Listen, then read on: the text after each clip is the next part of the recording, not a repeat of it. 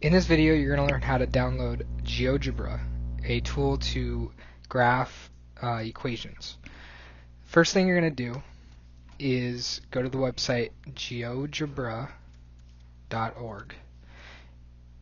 You can see how it's spelled up here. When you go to it, it might ask you do you want to run this application? You can hit run. But the main thing you're going to do is hit download.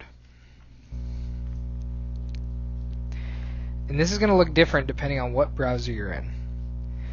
Most of the time, you could just hit down here where it says applet start, and it's going to take you directly to it. It might ask you to run a couple things. You can hit yes or run. Might look different depending on what your browser is and what kind of computer you have.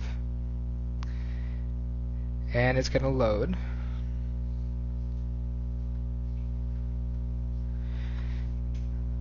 And I'll skip ahead a little bit, but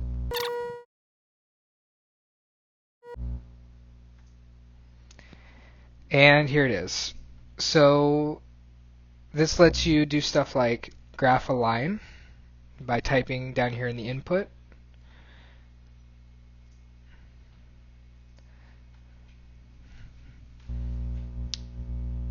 So I'm going to type in y equals, let's say, 2x plus 3.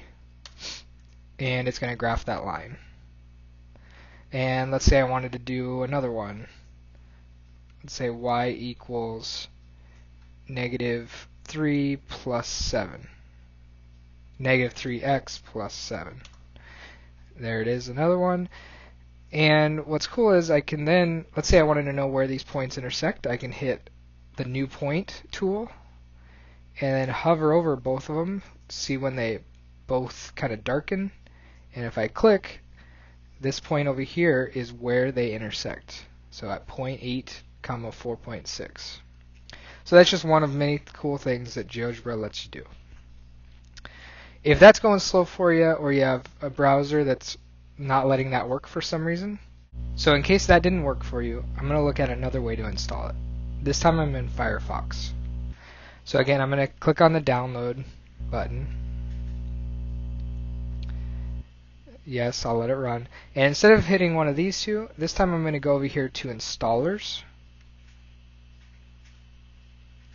And then you can pick whatever operating system you're on. So I'm on a Mac computer right now, so I'll click that.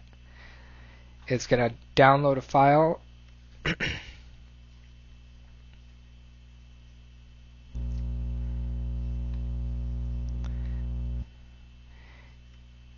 And then it just should open an application that I can just double click on. And there it is. And this is actually much faster than the other WebStart one, the one we did on the web. So if you're going to be using it a lot, I would suggest downloading it to your computer like this.